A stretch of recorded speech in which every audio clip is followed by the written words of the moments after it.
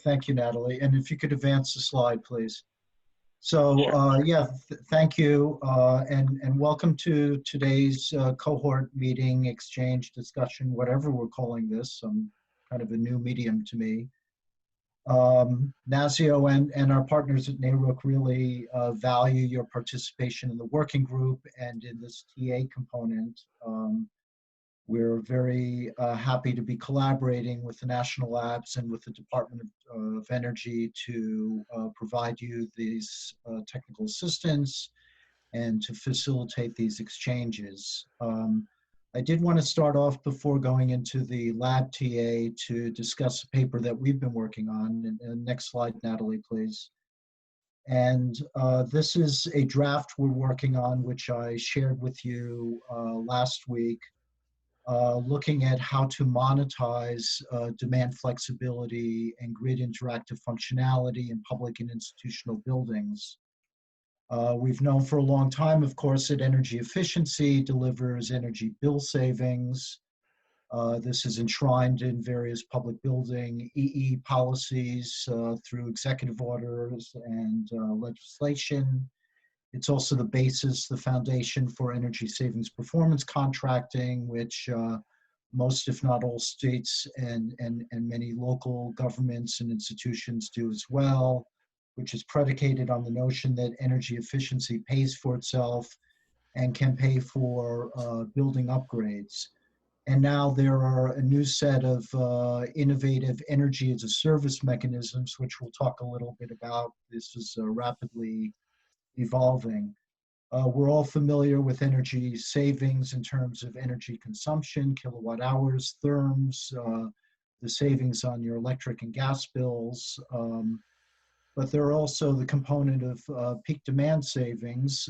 Those are sometimes, but not always, included in energy savings performance contracts, ESPCs, and that's in some respects underutilized. Peak demand savings can sometimes amount to 30 to 70% of the energy bill, and often they're not all that well understood by building owners and operators. But we'll talk quite a bit about other value streams that are emerging from the ability to do demand flexibility. Next, please. So, yeah, as we all know, and you all know from being in the GEB working group, there are new technologies and opportunities to manage and adjust loads. I won't spend much time, the shed, shift, and modulate.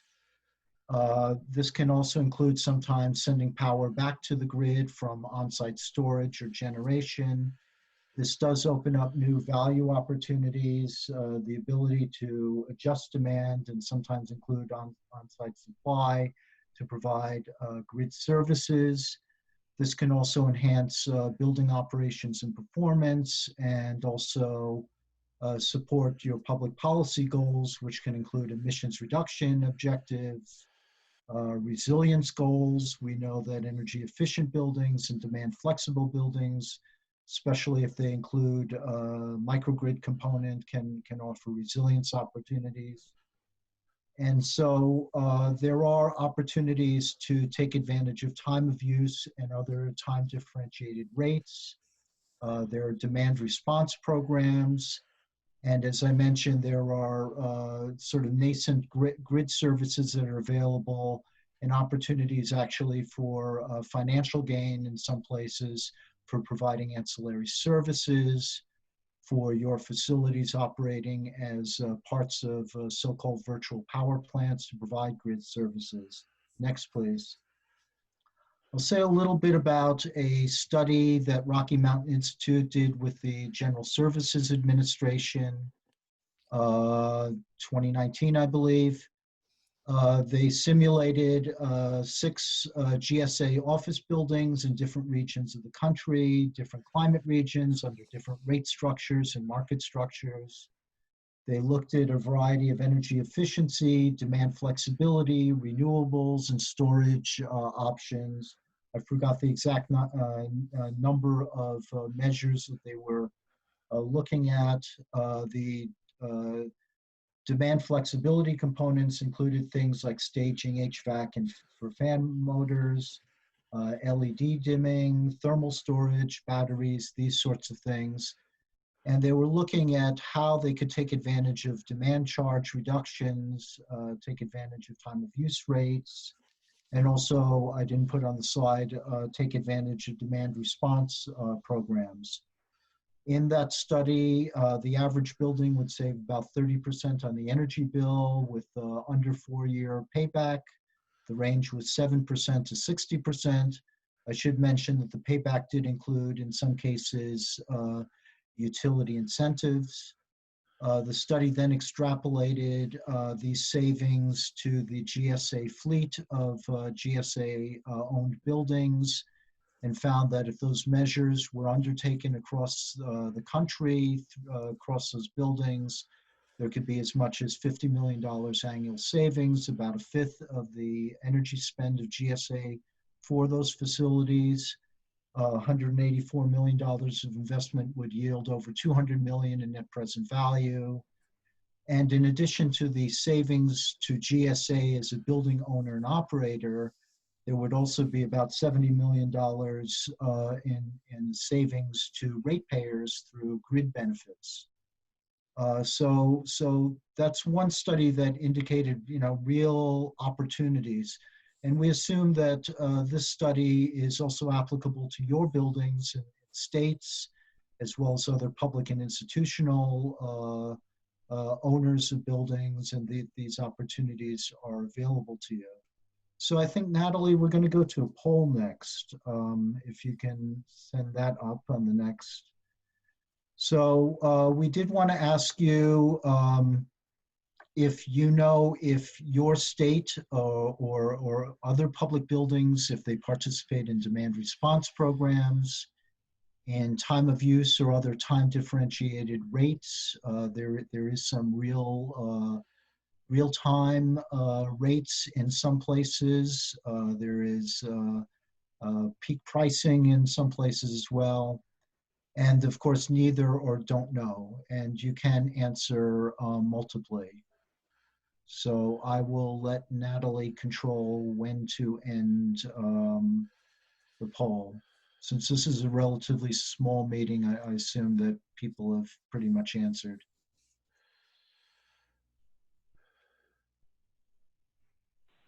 Okay.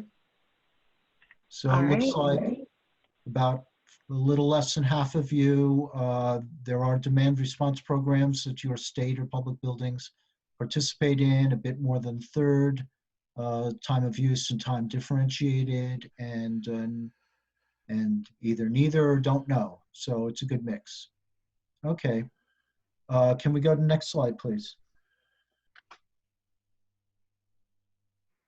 And Natalie, I assume this information is saved somewhere after this. Yes, we will post the slides afterwards and distribute them to the cohorts as well. Okay, and it is a small sample size and multiple people from some states, so it's not a scientific survey, but it gets a feel there. Okay, so we're going to talk a little bit about how to reap these value streams, through services in existing buildings, through more of the conventional procurement of equipment and projects. We'll also talk a bit about ESPCs and this emerging energy as a service. Next, please. We'll start with building energy services. We find that facility operators may not be familiar with demand flexibility, not know how to do that, and how to do that in a manner that also assures occupant comfort and service of the building, but also they may not be incentivized to do so. I mean, it is sort of an extra effort if you're not familiar. So in thinking about this, we came up looking around. There are some options.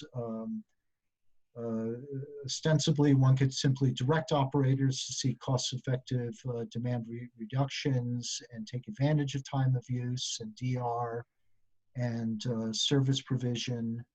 But again, they may not have the education and training to do so. So we suggest providing that education and training to assure that those savings are are taken advantage of, as well as to assure that the building provides the operations and service it needs to meet its function and the occupants' goals. We also think that there's a need for financial incentives and thinking about if your buildings are operated by in-house staff, are there ways to have shared savings where the bill savings can be shared with certainly the facility and the department, in contrast to going back to the general treasury, but also opportunities to provide bonuses or prizes or some sort of recognition to staff that would incentivize them to make the extra effort to take advantage of these savings. Similarly, if your public buildings use contracted service providers, are there mechanisms to provide shared savings in that way? Another option, and I don't know that they're mutually exclusive, would be to hire demand response aggregator service providers. These are also called curtailment service providers. They aggregate demand response and increasingly other sorts of grid services across multiple customers. They're the ones who would deal with the utility or the ISO and RTO to participate in wholesale markets and those sorts of things, which I would assume that a state or local building operator would not have the means to do so. So that's another thing that can be considered. Next, please. We'll go on to some thoughts about procurement and design bid build, sort of conventional ways you do projects in the public sector. Certainly one could specify in bid documents that there be grid interactive capabilities in the building management system, and as appropriate that there be grid interactive capabilities in particular equipment and appliances. We know that there are a growing number of water heater programs, smart thermostat programs, lighting controls allow grid interactivity as well. States should certainly consider interoperability and standards when thinking about this. Some companies, of course, have proprietary systems, but there's, should be a preference, if possible, for open access and open standards to allow interoperability. And you need also to be concerned about cybersecurity.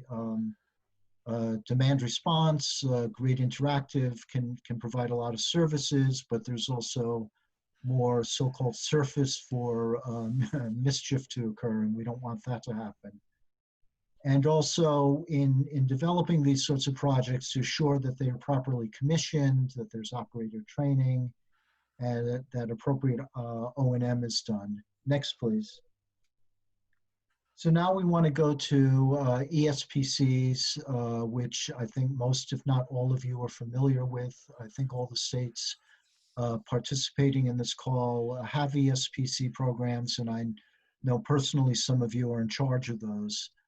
One of the issues, and including demand flexibility in ESPCs, is the uncertainty of what future DR revenues could be, what the rate structure may look like in the next years. So if you have a 15 or 20-year contract, but the time of use rate design changes because of more renewables on the grid, and you start getting a duck curve like California, or for that matter, parts of New England. How do you handle that in the framework of an energy savings performance contract?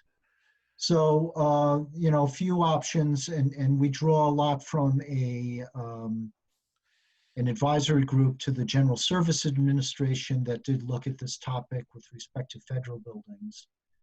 And among the options and responses are certainly to educate and inform agencies, operators, procurement officers on the opportunity for demand flexibility and participating in DR programs, the ability to take advantage of time of use.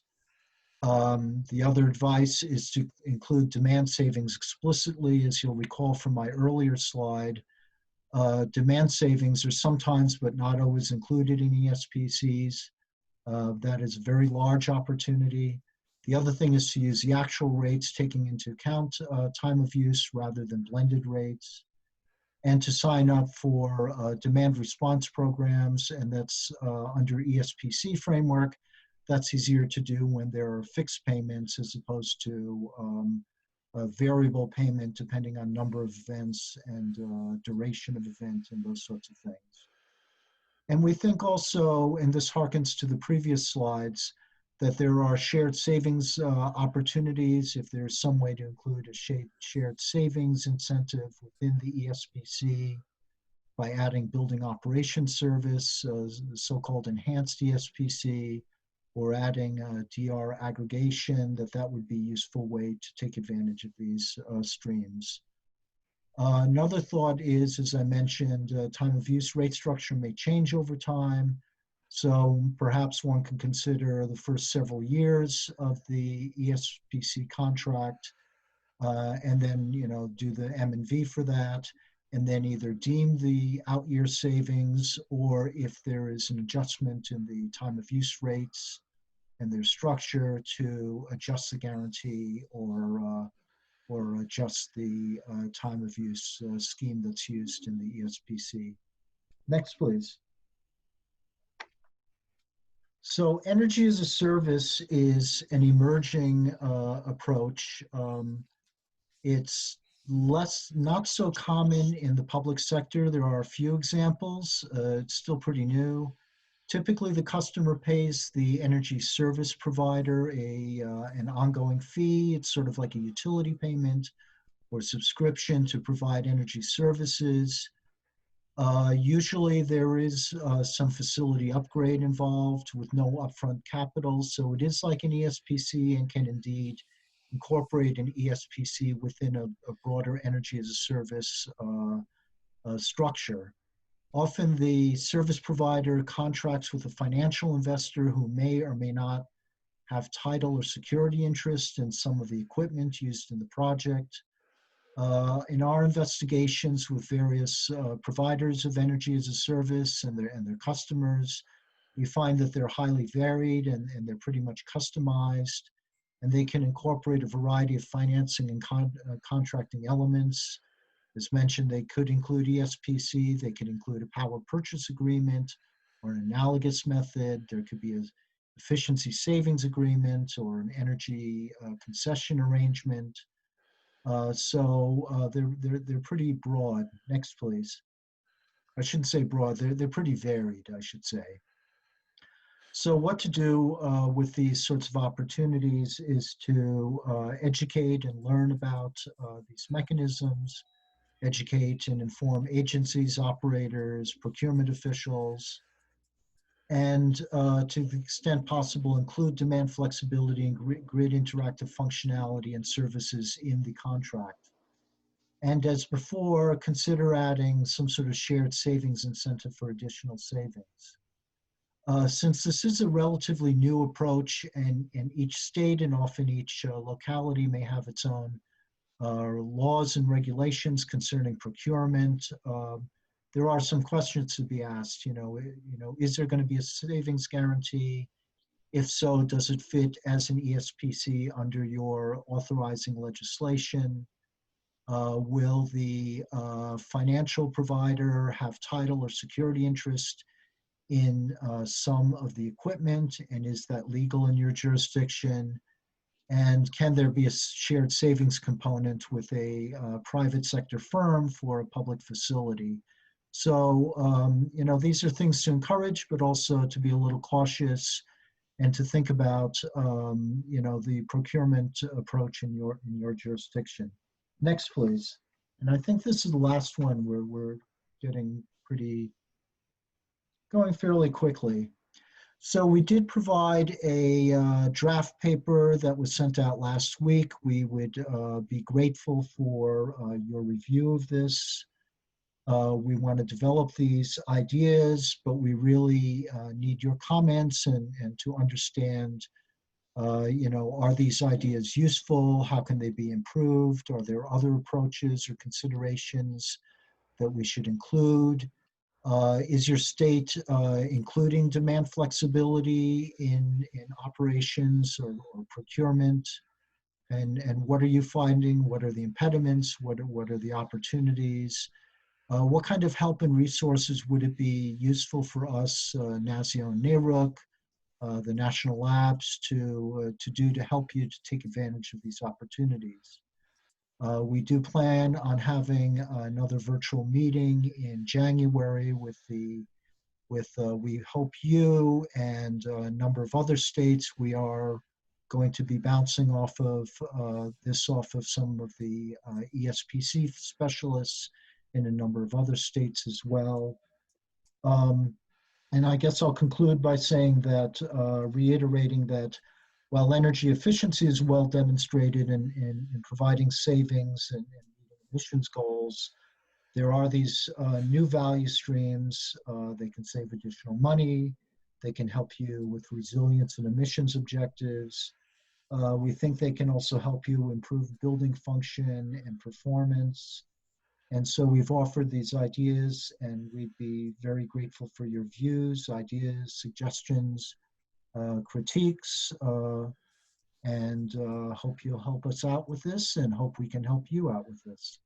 And I think that's it. So I guess we're open for discussion now. Is that right, Natalie? Yeah, I think so. If anybody has any questions, we can ask those, and if not, we can certainly hold them, and if people come up with them, we can discuss them at the end as well. Mm-hmm.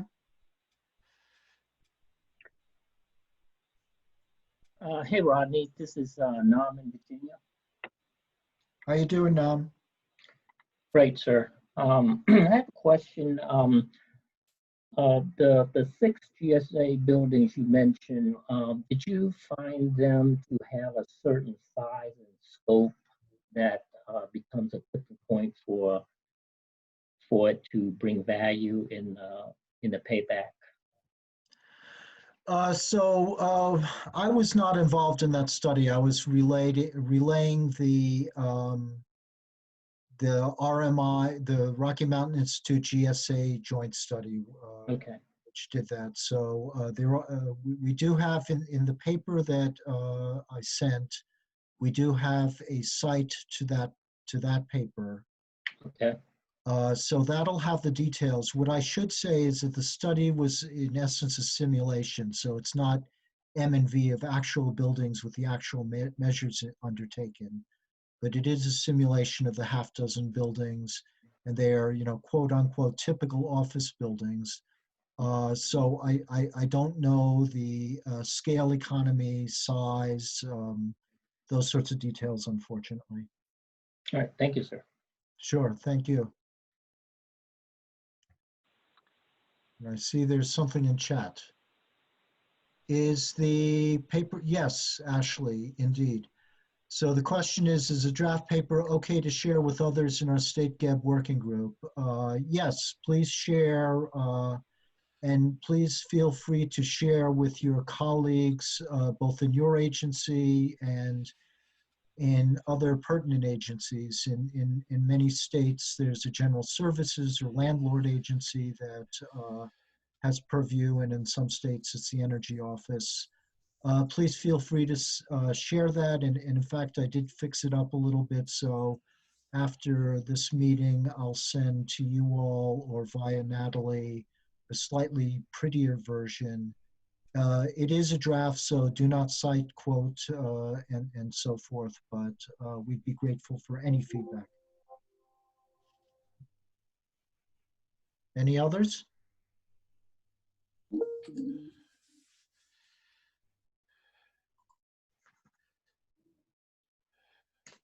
Okay, I guess don't hesitate to let me know if you have questions. I know we'll have time at the end of this presentations today, but also offline if anything comes up. I guess I'll hand it to Joyce now. Great, thanks. Just a sound check. Can everybody hear me okay? Give me a Yes. thumbs up, Rodney, maybe. Okay, great. So thanks for joining the call today, everybody. I am going to walk us through a draft, well, it's the contents of a report that we are preparing for the working groups. I'm joined by my colleague Chioki Harris, and he and I are going to tag team through this next 20 minutes or so, and include quite a number of polling questions. So we're hoping to keep you engaged in that way. Can you advance the slide, please, Natalie?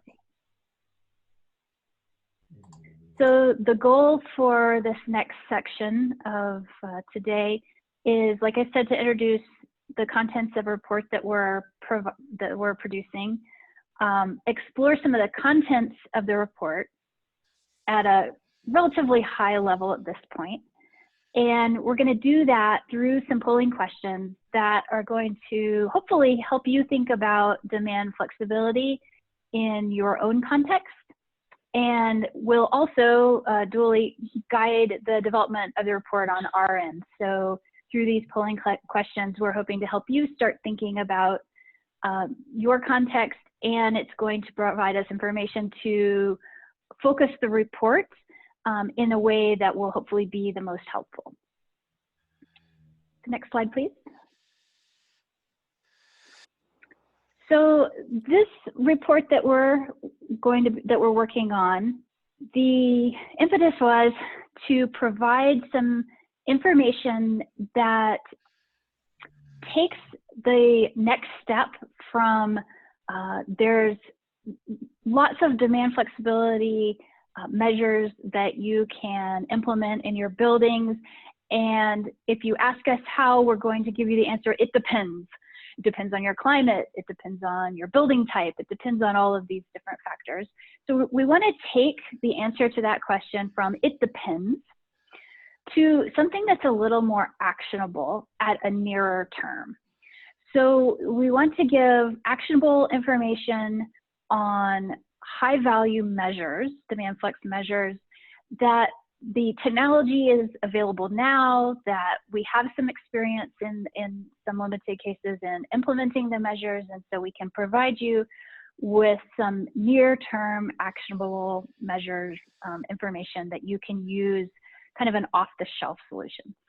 So as we continue to learn more, and as you continue to do demand flexibility studies in your own context and get more detailed information, the information that we're providing might be overridden as you get more detailed information, but this is supposed to be very actionable at a near-term level. So we want to give you things that are going to inform your early program design, maybe just some demonstration projects that will inform your legislative or regulatory actions that you might be taking right now. I know in the case of Colorado, they have some standards development that they're working on currently, and so we'd like to inform that to the extent possible, and even just some early building owner investments and actions. So that's the goal of our report. It's more near term and more actionable. The next slide, please. So the report is going to cover a number of topical areas, and these are not set in stone. So if you have feedback as we go through these, definitely jot it down or send it in the chat, send it our way, however you want. But we plan to address topics like how to look at your system peaks and your grid challenges and design programs that are going to address those specific challenges. How to understand how to focus demand flexibility programs on higher level, like state level energy priorities, things like energy affordability, emissions reduction, and renewables integration. How to select a building type to focus your early efforts on. So focusing the efforts on a single building type as opposed to a gunshot approach that maybe won't have as great of an impact. How to design your programs to leverage those existing partnerships and networks that you may already have in place. selecting and implementing the highest value measures for a particular building type, and then how to understand the scaling up of those early efforts and what impact you might get if you go from a building or a small collection of buildings up to a state level or even maybe a regional level. So that's broadly what the report is going to cover. And the format currently, we're planning on a PowerPoint presentation type of report, sideways report. So hopefully very easy to digest, not a 200-page report that you'll have to wade through. So that's the current plan. If you could go to the next slide, please. Diving in a little bit to the last 2 bullets of that last slide for the contents. For the high value measures, we are looking to go into some detail about each individual measure to give you some really actionable information about how to apply that measure in a building. So describing the measure, describing the technology that's associated with it, looking at which building types it is most applicable to, which types of climate zones, and how the implementation of each measure would contribute to different energy priorities depending on how you implement it. The impacts on occupant comfort, and any considerations there, the cost to install the technology, expected payback periods, and what you could anticipate in terms of how it would shift the building load. So for each individual measure, going into those details. And then looking at we'll be looking at a specific building type in order to provide an example of how to implement the measures. So we are currently thinking about the large office as an example. If you have feedback on whether or not that's the right choice or not, definitely let us know.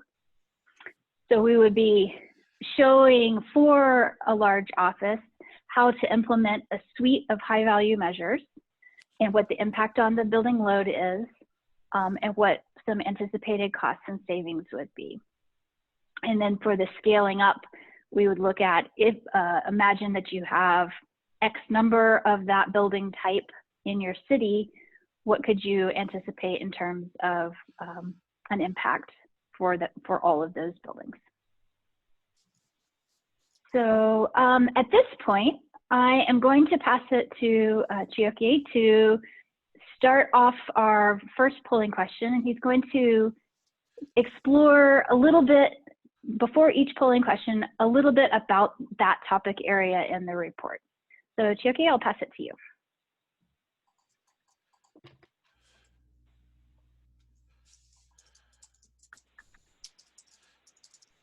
We can't hear you, Chioke.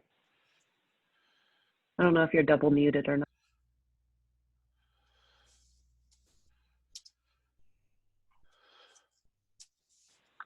No, we still can't hear you. Oh, maybe we can hear you. No. Well, I can, while he's trying to figure out his, Can you hear me now? his audio. Oh, there he is. Yeah, Awesome. we can hear you. Sorry about that. It was working Thank you. when we tested it a few minutes ago, so I don't know what happened. Thanks. As Joyce mentioned, I'm going to talk through a little bit of background. This first sort of tranche of survey questions or poll questions that we have for you are to get a little bit of a sense of what the different challenges are that your states are facing with respect to the operation of your electric system, and also some of the priorities that you have at the state level. So kind of trying to understand the picture or the state of play for the space that you're operating in for your state. And these considerations are important because understanding those priorities and the sort of conditions on the ground are really key to developing your the strategy that might make sense for your state. And then it also helps with, as you drill down to a particular building type or cohort that you want to target with your program, keeping in mind some of those high level needs and goals that you have. That'll help you kind of tailor and design your program appropriately.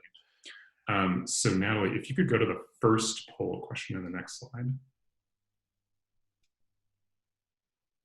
So this first poll question is trying to understand a little more for each of you individually, and you can make multiple selections for this question. So all of the different conditions that apply for your state. What are the factors in the operation of electricity system are really key? So those might be winter or summer peak conditions that are particularly challenging in your state. It might be transmission constraints that are limiting access to utility scale renewable generation, transmission constraints that are in play due to weather conditions, particularly in the summer. Maybe you have transmission derate conditions that are making it difficult to get load to where, generation to where it needs to be. Maybe you have challenges, sort of like the duck curve that was shown on the previous slide, challenges in the mid-afternoon, where you have slow, gradual reduction in available DERs, and increasing load at the same time, or challenges in terms of distribution constraints, where you have a lot of DERs in your system and kind of dealing with that and getting all those DERs integrated is a real challenge. So we'll give people a few more minutes. It looks like answers are starting to come in. As I said before, kind of these high-level challenges really help frame out what strategy or what strategies might make sense in terms of flexibility for your particular state, depending on which factors are in play. If you have real challenges in the winter, for example, particularly if you have a lot of electric heating in your state, for example, maybe the strategy should focus on residential electric heating or commercial heating or something like that, as opposed to a state where you have more cooling loads, for example, or significant challenges in the summer. Awesome. Thanks, Natalie. So it looks like really dominated by summer peak. The one thing I'll note really quickly is for some of these poll questions, we'll come back to some of these and some of your responses a little bit later on. So kind of keep your responses in mind for these different poll questions. And we'd like to have a little bit of discussion towards the end to drill down a little bit more on some of these. So Natalie, if you could go to the next poll on the next slide. Should be, there we go.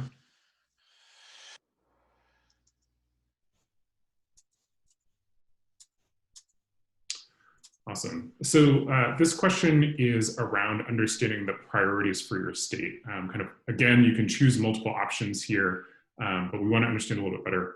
Apart from these sort of system level challenges that you might have in the operation of electricity system, what are you facing in terms of priorities that are coming from your state or from your sort of state level strategy? Are you really focused on targeting renewable energy? Do you have emissions, whether there's CO2 or other criteria pollutants, that you're really focused on targeting and reducing? Or are there other considerations that are going to be really important for your state, either from existing priorities or priorities that you're developing and it's looking like as those priorities come together, you have other things in mind? It looks like, as these answers are coming in, it looks like a lot of all of the above, which is great.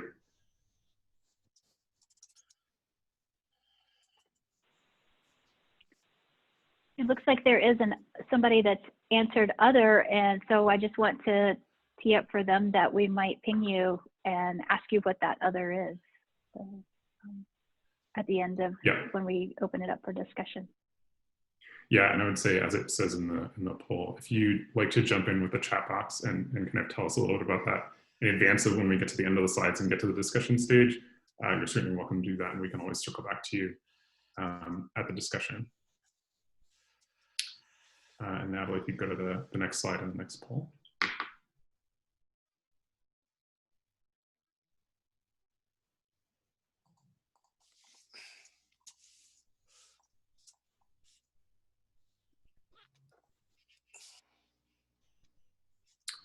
All right, so the final question here is around the legislative or regulatory mechanisms that are either in consideration or in place in your state to support or enable demand flexibility programs. what are the different mechanisms, sort of levers that you have available, or that entities in your state have available to pull to actually affect a demand flexibility program in your state or in part of your state. And again, you can choose multiple answers here. If there are multiple strategies that might apply for your state, feel free to select all of those that apply.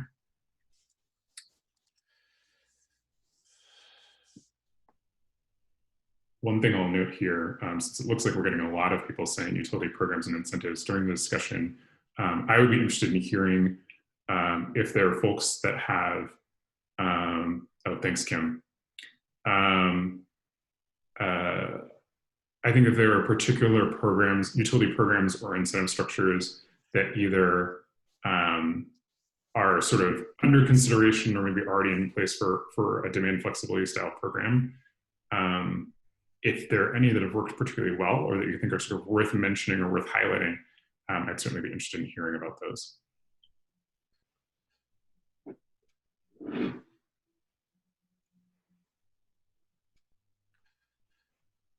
Awesome. All right, these are great. Again, there looks like there's 2 folks who put an other response to this question. If you could put in the chat box, if you'd like to put in the chat box, what other mechanisms are available to you in your state. We'd certainly be interested in hearing about those. And I would say, again, we'll come back to you during the discussion section because we'd certainly be interested in hearing more about what other strategies you have available to you for enabling demand flexibility. And now I'll hand things back to Joyce. Great, thanks. So now we'll move on to the section where we're going to talk about identifying a single building type to focus early efforts on. And really the idea here is just to put your effort in one place, one type of building, so you can choose high value technologies and measures that are applicable to those building types, and identify the partners that you have to connect with in order to really focus your impact to have a higher impact. So next slide, please. One of the things that we've embarked on is creating a tool of sorts, a web tool that will help you explore the building stock in your area. So we're developing what we're calling the beta version of the Building Stock Explorer. It is a visualization of some open source data that is pretty extensive. And we're in the process of figuring out the best way to visualize it and the best way to combine the data in a way that will be most helpful for folks to use to identify clusters of buildings or building types, building sizes that you could easily focus early demand flexibility efforts on. So it's, like I said, a web tool. It's in the beta version. I will share the link to it, but I'm not going to share it now because I don't want everybody dashing off trying to use it right now. It's actually, I have to admit, very slow right now. The response time is very slow. We are working on increasing that.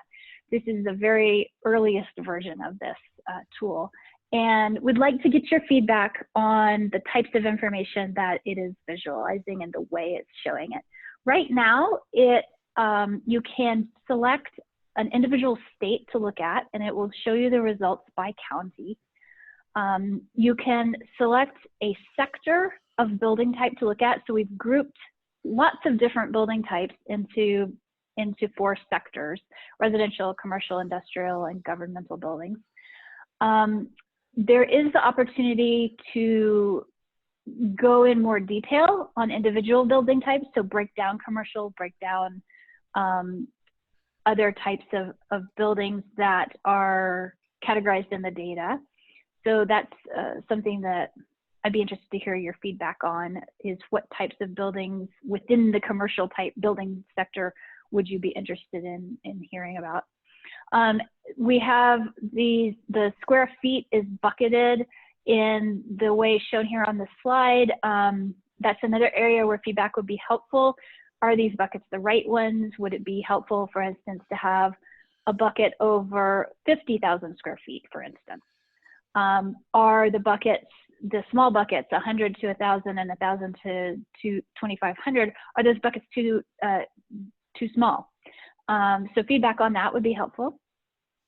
And then the outputs that the visualization tool shows are here at the bottom. So the percent of the buildings in the county that meet your search criteria, the number of buildings in the county that meet your search criteria, and then it has a histogram that shows the distribution of counties.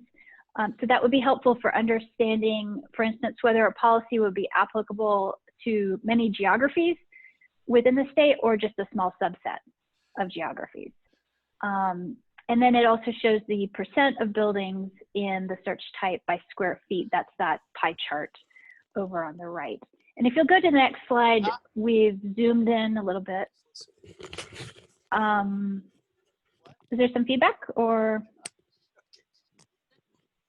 Okay, so here we've zoomed into the charts a little bit more. This is just, I did a search for government buildings in Georgia. So this is just showing the map of the county breakdown.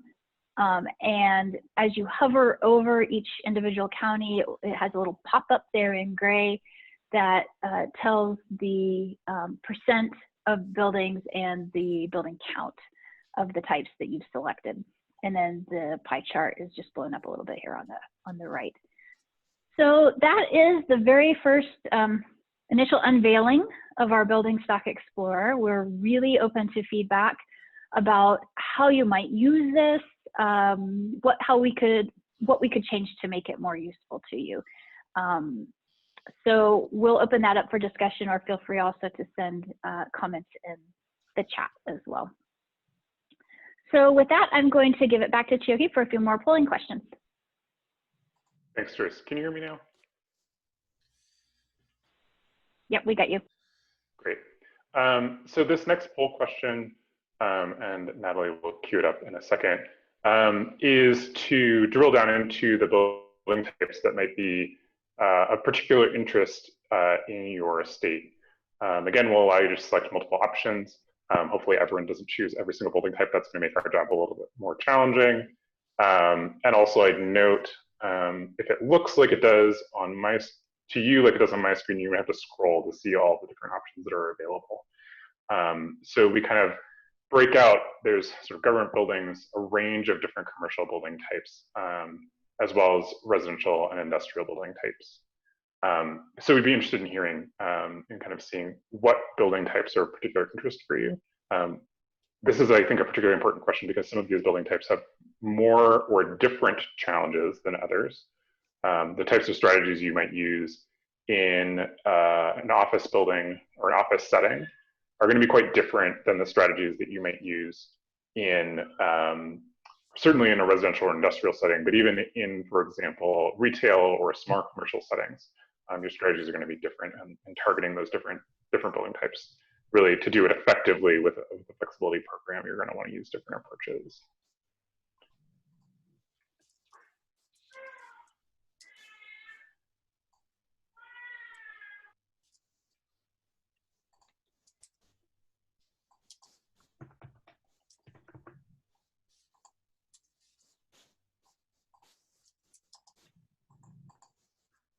All right, great.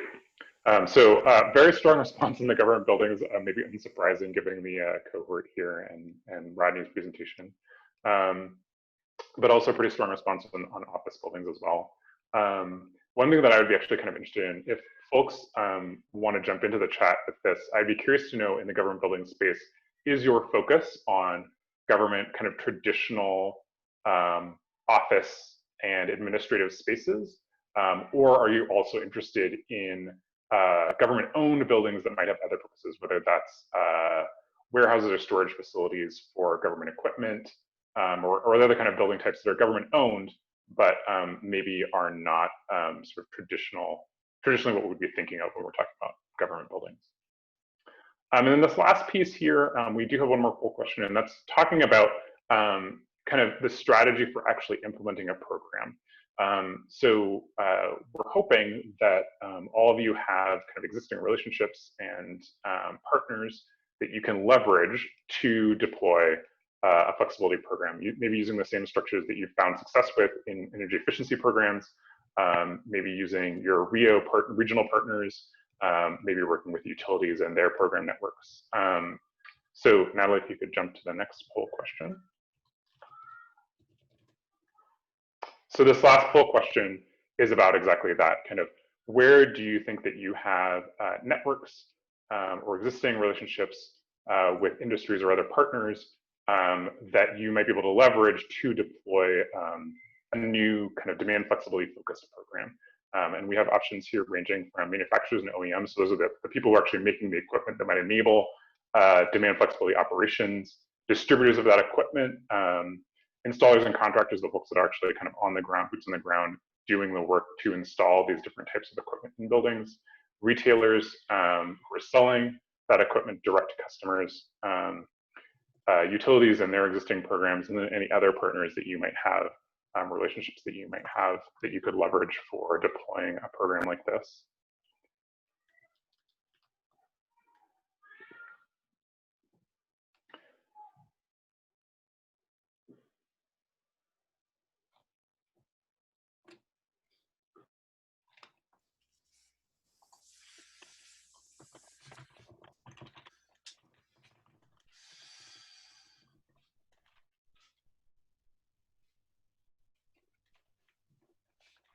All right, great. So a lot of folks, pretty much across the board, folks have relationships with utilities, but it's also great to see there's some other relationships as well. If we may not have time in the discussion, but I'd certainly be interested if the states, particularly the state that, or whoever responded with the manufacturers and OEMs option, I'd be particularly curious to hear from you kind of how that relationship developed and how you've been able to leverage that relationship. So we'll transition now to a little bit of discussion. I think we have about 5 minutes, maybe a little less than 5 minutes to chat. We'd like to hear feedback. If you have comments or thoughts on kind of the content and structure of the planned report or ideas on what might make the report more useful to you and to your state, or if you have feedback on what Joyce showed around the Building Stock Explorer, we'd be interested in that. And then if we have a little bit of time, we can also jump into a deep dive on some of the poll questions. But we'll open the floor now if folks have things they'd like to add.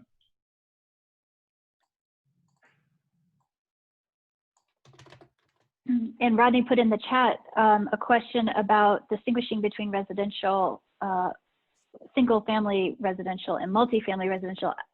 I'm not 100% sure, but I think that the data will allow us to parse those two out.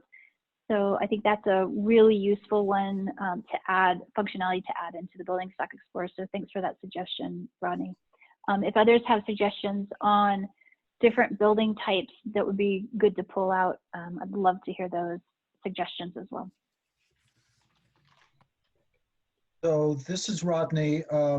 You may not have this data, but I think the states in looking for targeting would be interested not only in the building type and size, but some nature of the building's heating and cooling system. Is it a steam heated building? Is it a forced air building?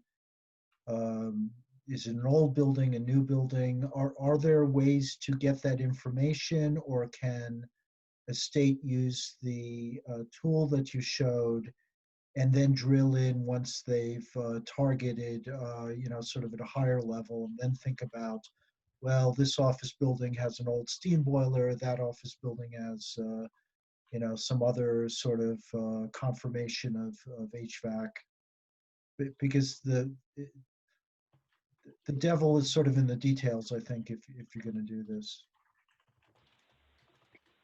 Yeah, that's a good point. Chiaki, do you know enough about the data at this point to know whether it has building age in there? I believe there may be vintage data. I don't know if it has some of this kind of heating system or cooling system information, but one thing we can also look into is whether or not there's other data sets that we have that we can kind of patch into this to add in that detail. At least at some level of resolution. It might not be down to the individual building, but we might be able to get that specificity in there. That's something we can certainly do. Mm-hmm. Yeah, so at the very least, it could be used for an initial screen, and then you may need to, dive in a little deeper once you identify some candidates. Yep, absolutely. Yeah, we really wanted this to be able to provide enough information to give people a first indication of where to start focusing their efforts.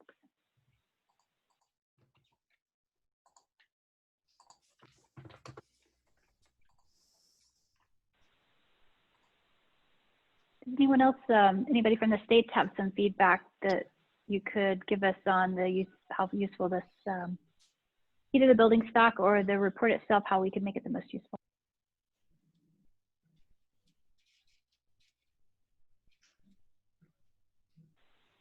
Or if you can put that URL in the chat for the beta, that would be good. Yeah, actually, we do have it, I believe, at the end of the presentation. There it is, right there. So it'll be in the slide deck that we send around. So I guess we are at time for our section. We probably ought to pass it on to Chandler, but I just want to thank everyone again for participating, and please send us ideas as they come to you, as you play with the Building Stock Explorer as it currently exists. Again, it's a little slow right now, but certainly we're really anxious to get your feedback and figure out how to give you information that's the most useful.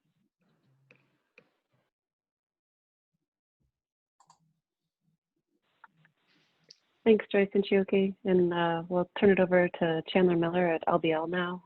So we're going to switch topics again. Great. Thank you, Joyce. Thanks, Chioke. I'll be talking about LBNL's current work for developing guidance for estimating demand flexibility potential for states. And then I'll hand it over to Natalie. Let's go to the next slide. So LBNL is developing a plan for, or is planning to develop guidance for states for estimating demand flexibility at potential at various scales. And the intention of this guidance is to assist states or local governments that are interested in creating a scope of study, identifying data needs, and understanding how a demand flexibility potential study could be used. And so this guide will provide states with a review of some previous case studies and potential studies that have been done and are already available, and then also provide them with general guidance on how to going about planning and working with third parties to actually do this study.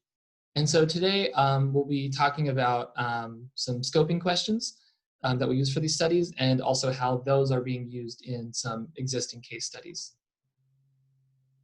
So this is an example of just questions that states could think about using to determine the objective and scope that they want for a potential study. And so those include the purpose of the analysis. And so you'll see that these studies can be used for a variety of different planning processes and are ultimately applied in a variety of different ways. The geographic scope of the analysis. So these studies can pertain to an entire state, a particular region, or can be by only specific utilities. The policies considered in these studies are also important. Things like sort of program measurement goals or air pollutant reduction requirements are things that will affect the intention of the study and the constraints of the study. The study's consideration of technical, economic, and achievable potential will also be important for determining the study objective and scope.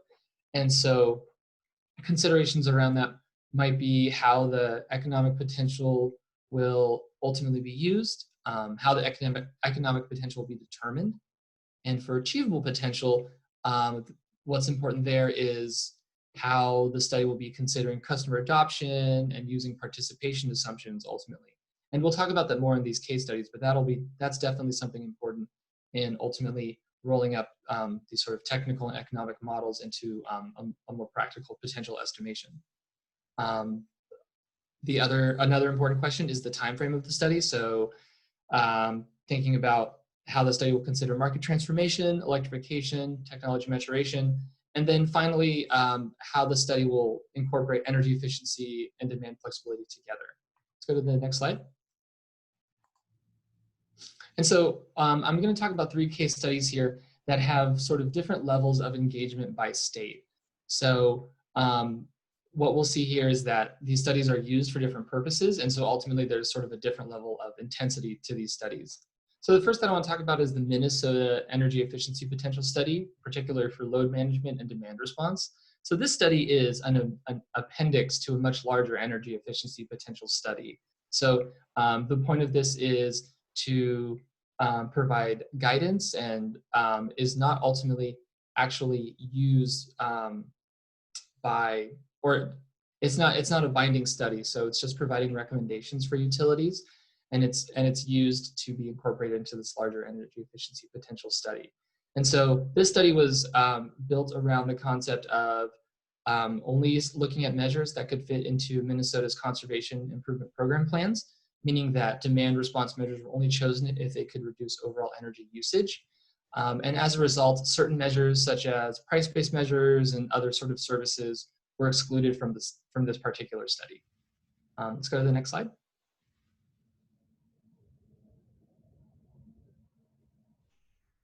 And so some notable aspects of this study were that the study was able to leverage a high amount of customer, building, and utility data from this larger energy efficiency potential study. And ultimately, this study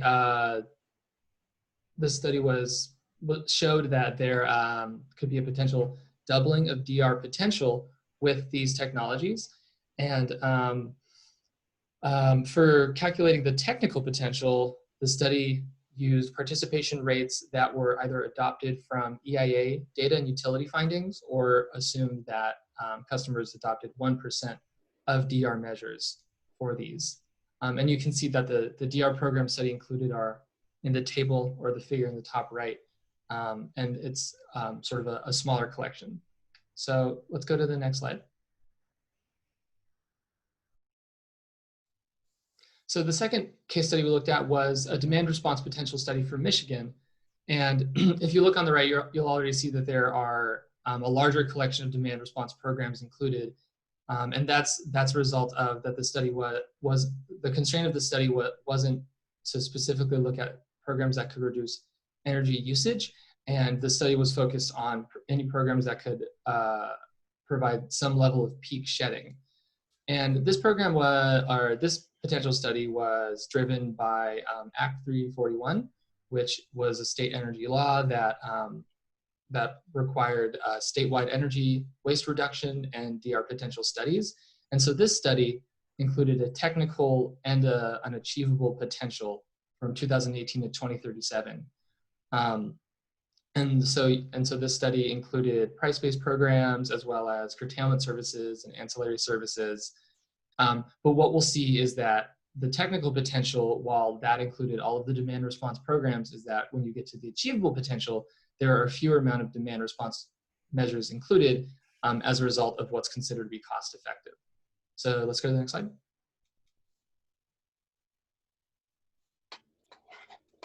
And so some notable aspects of this study is that the study actually used residential customer surveys to understand how customers might adopt DR programs, and this was ultimately actually incorporated into participation assumptions.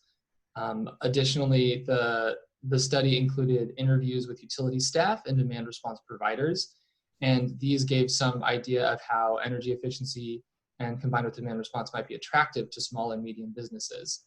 And so ultimately, all of this was incorporated into the study's participation assumptions.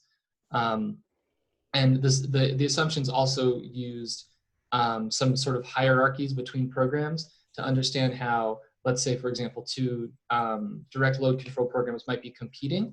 And so they were able to kind of add some complexity to participation assumptions in that way. And so what's interesting about this study is that this study showed that variable peak pricing and time of use rate programs were one of the largest contributors to achievable potentials compared to Minnesota, which was focused more on DLC programs. So let's go to the next slide. So the third and final case study that we're showing today is the California Demand Response Potential Study. In this study, we're only talking about phase 3. And so this study is sort of one of the more complex studies in the way that this was a multi-year, multi-phase study from 2020 to 2030.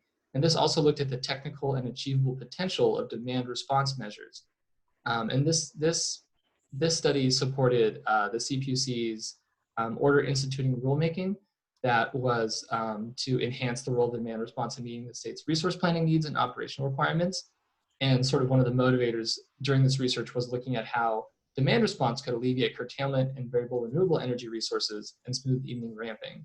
And what's also unique about this study, particularly in phase 3, is that this study looked at shift demand response, which is different from shed demand response that we looked at before, in the way that if you look at the demand response measure shift strategy on the left, you'll see that shift demand response both has times of load reduction and times of load increase. And so this required an additional complexity in actually modeling these demand response measures and understanding how they actually have grid potential. And so it required that these demand response measures actually have some flexible timing in order to be included. Next slide. So to accomplish shift modeling, this model, like I said, had to both apply load increase and load reduction at certain points within the load data.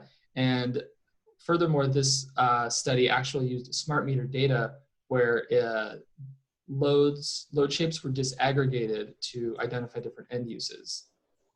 And so this load study, in terms of participation, wasn't able to use any sort of market data or utility filings because there are no current programs or market integrated dispatchable products for shift demand response. And so ultimately this study used a model based on shed DR, so that's sort of the demand response that we were thinking about before. And so there were some limitations to this in terms of shift DR might actually be higher than what was projected.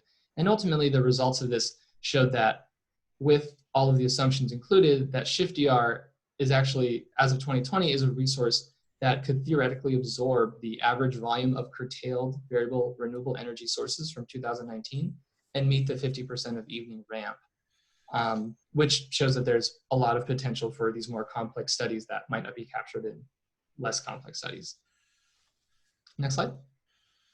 And so the next steps for this project for us are to identify the steps in the demand flexibility potential study approach based on the larger literature review that we're conducting, discuss the data needs and challenges to estimating demand flexibility potential and solutions being used today. We're going to highlight available tools for states to use in developing demand flexibility potential. And then finally, we're going to provide guidance on content to include in a request for proposals for demand flexibility potential study. And so please let us know if there are any specific topics you're most interested in. We'd be happy to have your feedback. And so finally, if you're interested in kind of seeing one of these potential studies in more detail, on Monday, January 11th, from 3 to 5 p.m. Eastern Time, Brattle Group will be presenting their preliminary results for a national value and potential study, which will go over some of the tools, methodologies, and sort of other kind of approaches that they're using for their study. And so if you're interested in attending this, please contact Rodney or Ed at NREL to get an invite. Thank you. At NASIO, not NREL. I'm sorry, NASIO. And we can pause here for a moment and see if anybody has any questions about the work that Chandler's doing and LBL on helping states with considerations for what to think about when they're potentially going out to get their own demand flexibility studies.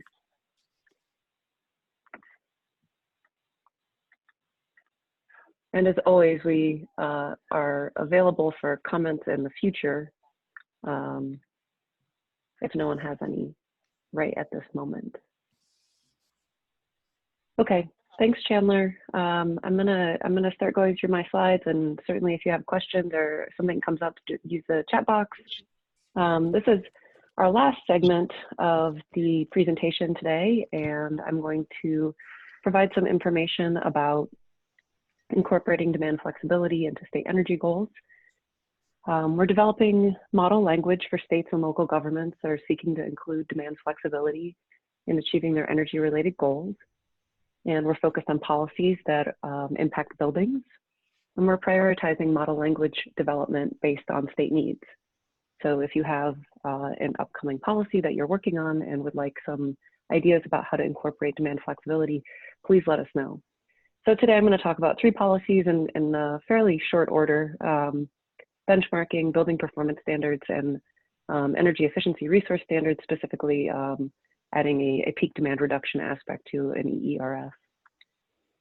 My disclaimer to start off with all of these policy options are that one size doesn't fit all. These options are not going to work for every state, and you might need to take pieces or parts or think of a completely different option. So I just wanted to make that disclaimer up front, and also that I love French bulldogs, and so I couldn't resist putting this picture in. Okay, so the first policy that I wanted to talk about today is benchmarking and transparency. So benchmarking and transparency increase efficiency by measuring the actual energy use and comparing it to buildings of a similar type and size, and then making that data publicly available. I apologize if you can hear my dog in the background. She's immediately decided to go crazy and roll around on the floor and act like a wild animal. So disregard that if you hear it in the background. But so benchmarking and transparency policies can unlock opportunities by helping building owners and operators identify ways to cost effectively reduce their energy or water use. IMT, which is the Institute for Market Transformation, has model ordinance language for benchmarking and transparency that's available at that link there. And it's a little bit older. I think it's from maybe 2012. It doesn't have a demand flexibility aspect to it, but if you are looking for some high level, or actually it's not high level, for specific B&T language, it is there. So if you want to think about including demand flexibility into your benchmarking and transparency policy, one option, I think I have 3 options for this example. The first one is to use the demand reduction, the demand field of Energy Star Portfolio Manager. So most of the benchmarking and transparency policies that exist in the US rely on the Energy Star Portfolio Manager platform for tracking building energy consumption and other data that is required for reporting in the policy. And so one relatively simple opportunity is to just require building owners or operators to report their demand, and that's already a field. So some other options include if the buildings that are subject to the benchmarking and transparency policy have demand charges, you could require utilities to provide the building owners with information on their monthly peak demand hour, and then also the utility system peak demand hour as part of the utility data requirements. And this will allow building owners to start to see how their consumption aligns with grid needs, and provide opportunities for how they can reduce during when the system needs it the most. Another option is to, again, if demand charges are part of the building's electricity bill, requiring the building owner to report their KW using the data provided by the utility, but then also providing information about the hours during which the peak demand charges apply. So it gives a little bit of context to what those demand consumption numbers actually mean. And then one other option is to create a metric such as demand intensity, where the building owners will be reporting KW per square foot, so similar to an energy use intensity, looking at a demand intensity. The second policy that I want to talk about is building performance standards. Building performance standards are policies that encourage or require buildings to meet energy consumption or air pollutant emissions reduction goals. And these are usually applied to existing buildings, and they can be coupled with a benchmarking and transparency policy. There's different compliance options. You could go prescriptive, or you could do a performance-based compliance path. And goals can be based either on a percentage reduction, or you can do an absolute requirement. So there's a handful of cities and Washington State that have adopted building performance standards thus far in the US. And the link on this slide is for ACEEE. They have a report that came out with in the summertime of this year that talks about building performance standards. So some options for including demand flexibility and building performance standards. The first one I have up here is, as states are creating the statutes or requirements for a building performance standard, they can add in a requirement that a department or agency or responsible entity consider the role of demand response and demand flexibility in complying with the standard. And that leaves it a little bit open so that if you as a state or a policymaker don't quite know how you want to incorporate demand flexibility or demand response into a compliance strategy, you can leave that open and figure it out in the future. All of the text on these next few slides that's underlined and italicized are text that would need to be refined by the policymaker, so that you could fill this in with whatever is needed to satisfy your policy. So the other, I have 3 other compliance options that could be considered, or 3 other options for incorporating demand flexibility, and they all revolve around compliance options. So the first one is a demand flexibility technology option, and so this would be as the building performance standard requires action, also either energy reductions or otherwise, requiring that building owners install equipment capable of automated load management in response to a signal or an aggregator or grid operator, including DR controls, et cetera. And so this language creates a requirement that this DR or demand flexibility be implemented in the building performance standard. And this idea draws on California's Title 24 non-residential building code, and that's largely where that text comes from about the hardware and open ADR. The second compliance option is from a LEED credit, and this draws on that example. So if there are demand response programs available or demand flexibility options available, allowing building owners or operators who participate in those programs and complete activities, giving them some kind of credit towards compliance. And so the requirements here are, designing a system with fully automated DR, enrolling in the program that's available, developing a plan to respond to a DR event, and including DR in commissioning. And as I said, this draws on a LEED credit. So the link is there, and that's actually a new construction credit. So it's not typically applied to existing buildings, but I think it can be here. And then my last example on building performance standards is if there is not a demand response or demand flexibility program that's available, instead of requiring or giving credit for participating in that program, you can give credit for completing activities that will create the ability for the building to participate in demand response and provide demand flexibility in the future. So this is, installing interval meters, developing a plan to shed at least 10% of peak electricity, including DR in the scope of work for commissioning, and talking to utilities about the opportunity for future DR programs. So this is similar to the first option, except instead of requiring that the building owner or operator install demand response or demand flexibility technology, this is, a compliance pathway. If they go down this road, then they would work towards achieving their building portfolio standard requirement. My last policy example that I want to talk about is energy efficiency resource standards. These are well-established policies. Texas created the first one in 1999. They require utilities to achieve a certain percentage of energy savings based on the electricity or natural gas sold. There's lots of examples of these, but few of them have any kind of timing reduction aspect to them, in particular a peak demand reduction requirement. And so I'll talk about options for that. Down here at the bottom of the slide, ACEEE has model language for EERSs, and that's a little bit older. I think that's from 2009, but it is some basic language on that. So in terms of opportunities for incorporating peak demand reductions into either an existing or a new energy efficiency resource standards, there's 4 different ways that I wanted to highlight for considering how to bring demand flexibility into the goal or the standard.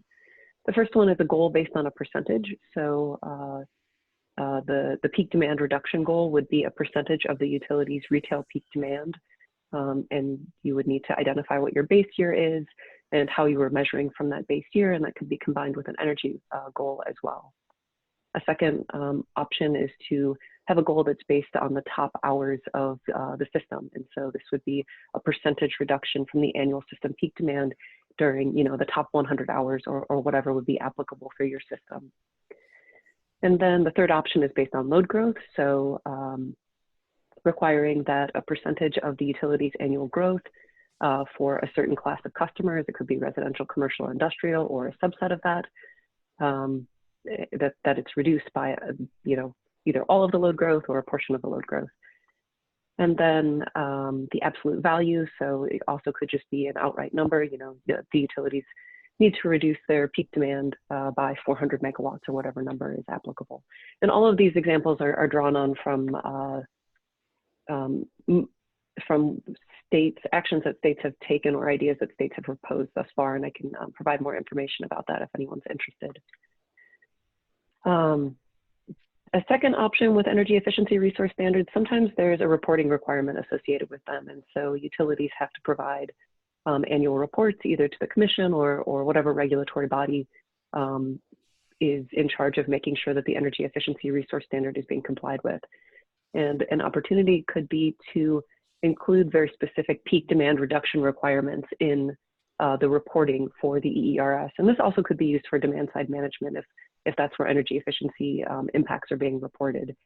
And so you could incorporate this requirement for peak demand savings impacts, including defining when the peak demand is. So the peak period, beginning and ending hour and beginning and ending month, as well as the actual savings from programs or from the portfolio, so summer and winter KW. And I have one poll for who our remaining participants are. I know we're getting to the end of this call, but as I mentioned at the top of the call,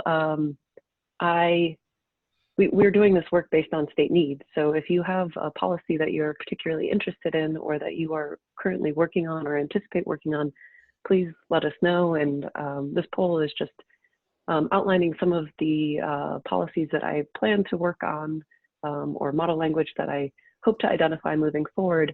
I don't have a specific order in which to do it, and I'm happy to accommodate if there's something that you need sooner than later. So clean energy peak standards, DSM, integrated resource planning, distribution system planning, lead by example, things like that. So I don't know if anyone has any opinions on that they want to vote on, but that's what our anticipated next steps are. I'll leave that poll open just for a second. We have just a few minutes left for questions. I went through my section fairly quickly. I'm happy to follow up with anybody who has any questions. This is everyone's emails who presented today along with Ed. I can stop talking now and open up the line to see if anybody has any feedback or questions or any comments they'd like to share during our last little bit of time here. And as Joyce and Chioke and Rod and Chandler all said, feel free to reach out to us if you have any thoughts or feedback on any of the information that we've shared today. So here's our results. We had a few people chime in. It looks like lead by example and integrated resource planning are things that states are interested in. And definitely follow up with me if you need something sooner than later. So I will stop talking now and see if we have any comments from anyone that's on the line.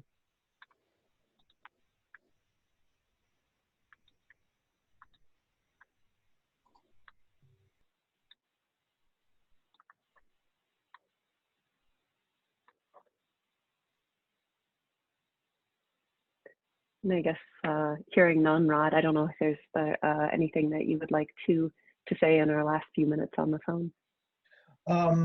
To thank you and, thank Joyce, Chioke, and Chandler for this event and for the work that you've been doing and will continue to do with the working group. I want to reiterate that we really value this collaboration and this cooperation with the labs to bring this expertise and these resources to the states. We are continuing with the working group. We are planned to continue in the next year, including this technical assistance opportunity, as well as developing other exchanges and development of other resources. And I did want to reiterate the scheduling on January 11th, 3 to 5 p.m. Eastern Time, to have a working group convening. It was mentioned some of the materials. We would have hope to have a presentation on this national gap roadmap that's under development, as well as ongoing on the technical assistance as well. And with that, thank